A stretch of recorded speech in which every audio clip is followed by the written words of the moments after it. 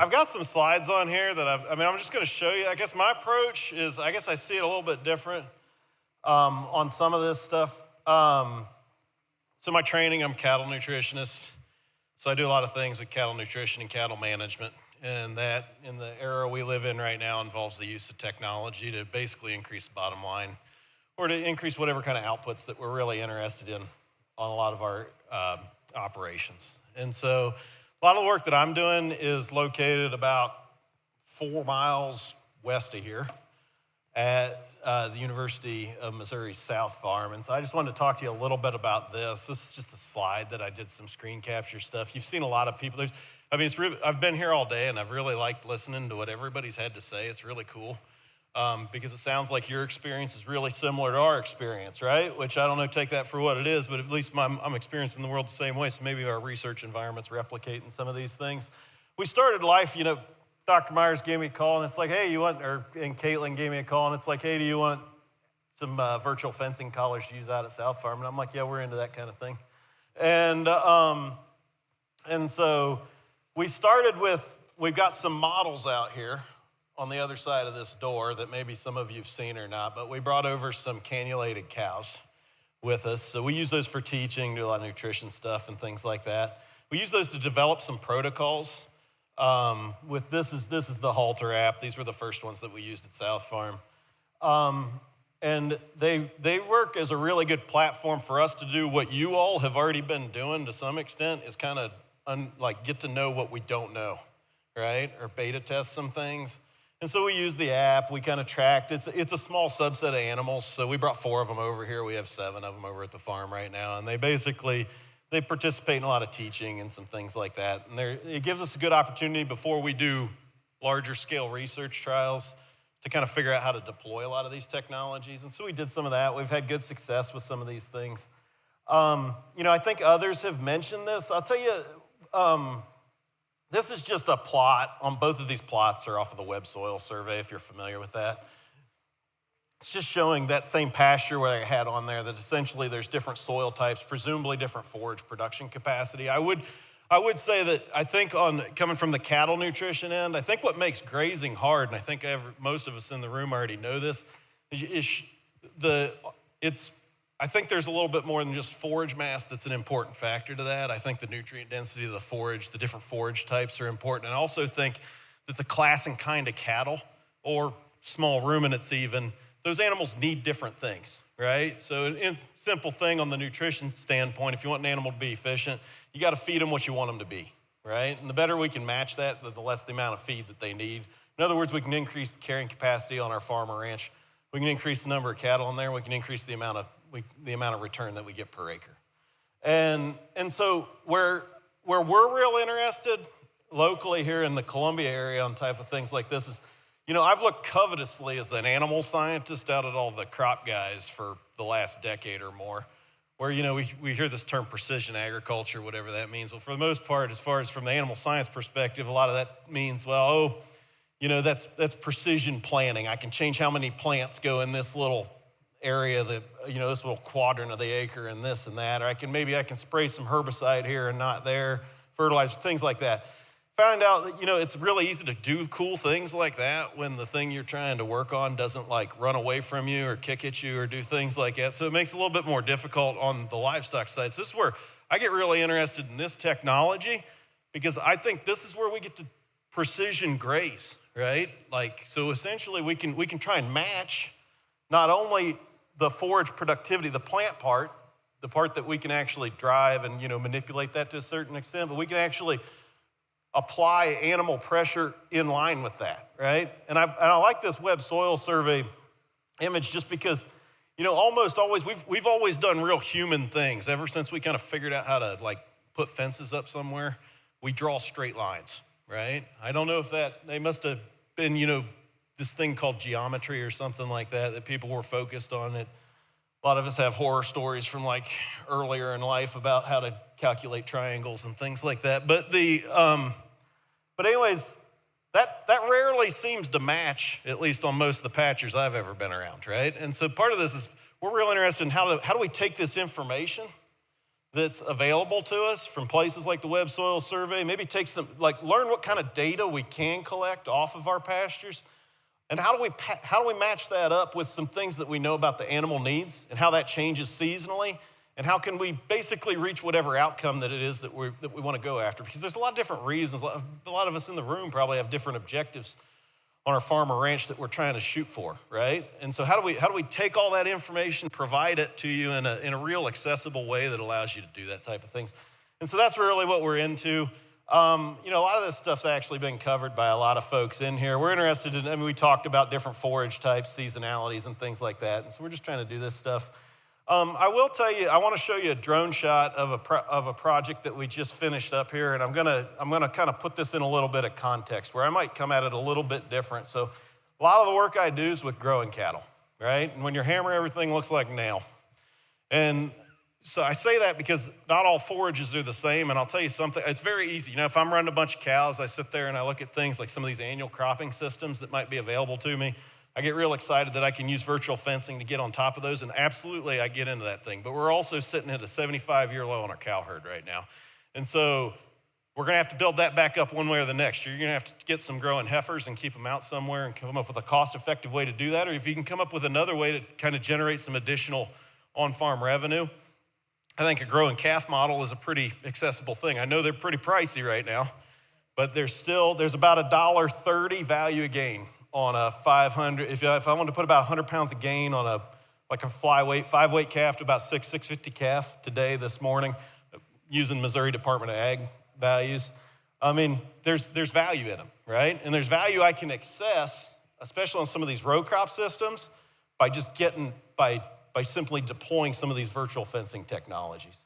And I bring that up because we're sitting in a state where Director Chen made the point earlier, we're one of the larger cow-calf states.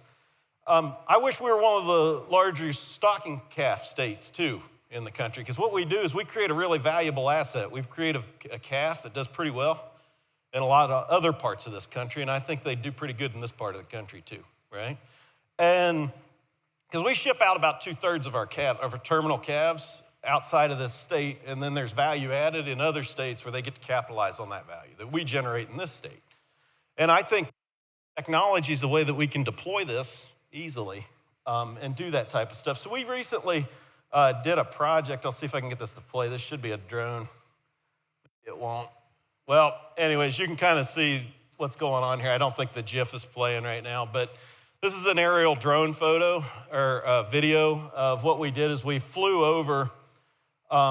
This is a bunch of small pastures that we had here. This is, we do these kind of smaller paddocks type of deal. What we wanted to do is we want to look at a couple different varieties of a ryegrass that we were coming in an annual cropping system.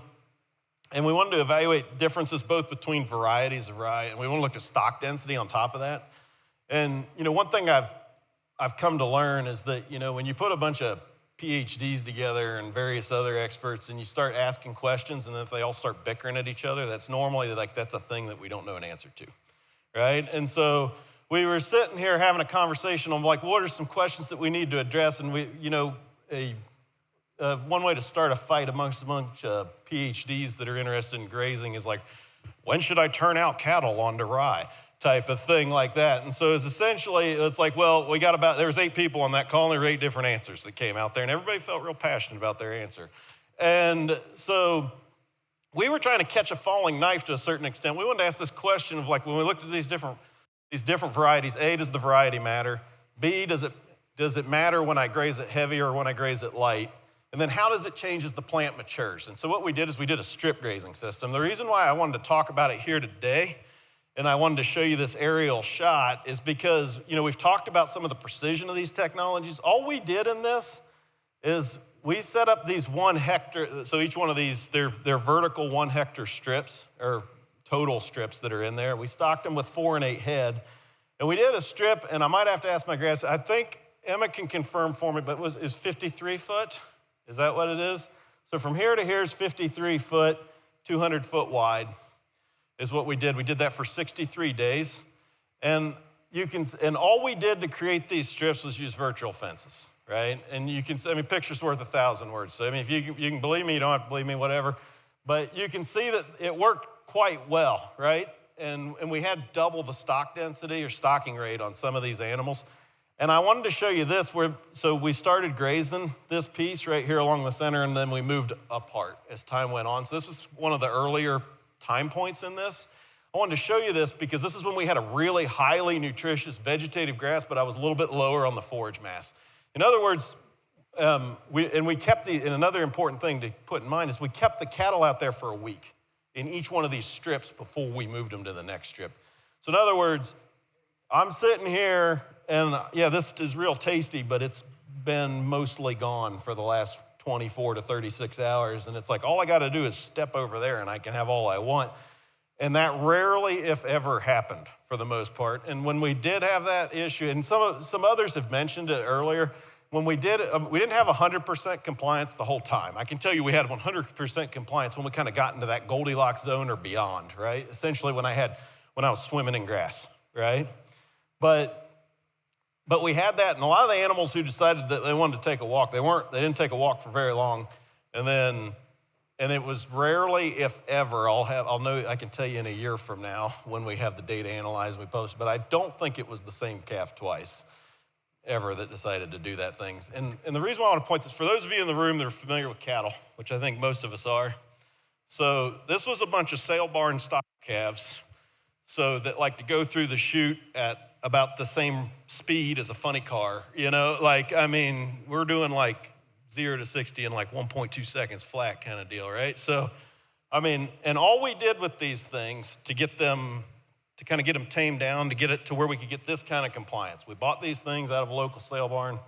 Emma, my grad student back there, dropped just a little bit of candy, nothing that was really important from a nutritional standpoint in a 10-acre paddock that we had.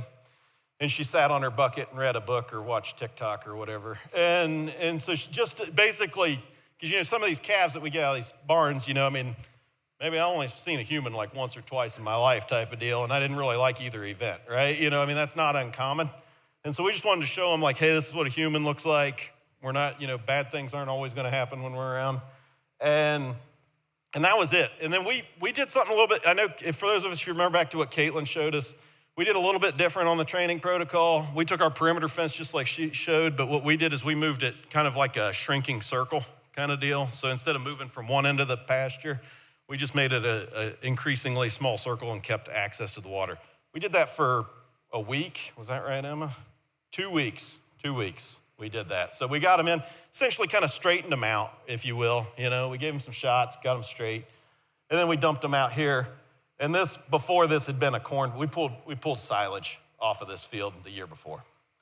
And so that worked out real well. And so we just literally finished that project less than about a month ago. And so we're still analyzing the data. We hope to get that out and let you all know what kind of economic returns we could otherwise kind of expect from that kind of deal. But I can tell you we've had really, really good success to the point where we're actively in the process of trying to collar the entire herd. So we also have a 200 cow herd, about give or take, given the year, out at South Farm. We're currently in the process of deploying a couple of different virtual fencing systems across the whole herd so that we can run that also on the cow as well. So I'm happy to answer any questions as well. I don't want to belabor anything. I can answer any questions for the group if you'd like right now, but I'm also going to be on the other side of this wall out on that pavilion, and I'm a cattle guy, and I like standing by cattle, and so I'm more than happy to answer any questions standing next to a group of cattle as well.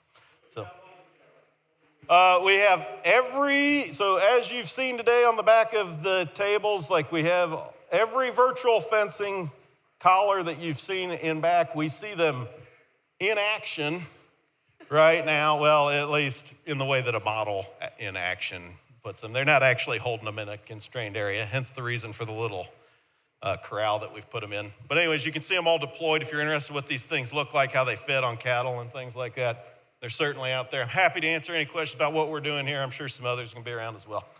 So, oh,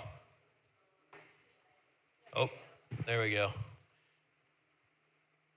Is it flying? Oh, there you go. There's our drone. This took more trouble than like the FAA. We are not far from the Columbia airport. This took way more effort than you'd think. And that thing right there is KOMU's tower.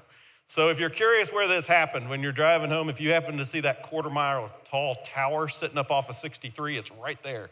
So anyways, you can kind of see as we deploy through, and maybe that's the end of it, but that's our little processing shed. We brought those calves up every 14 days, tried to measure performance and things like that, and try and get there's a bunch of different variables associated with that study, but I was really impressed. I'll be honest, we started that project and it was like, hey, we got these cool things and we're gonna give these things a shot and see if this works, and I was fully prepared to put double-stranded polywire up there and things like that, because if they were decided to go for a walk, that was kind of gonna be a real bad day for my grazing study.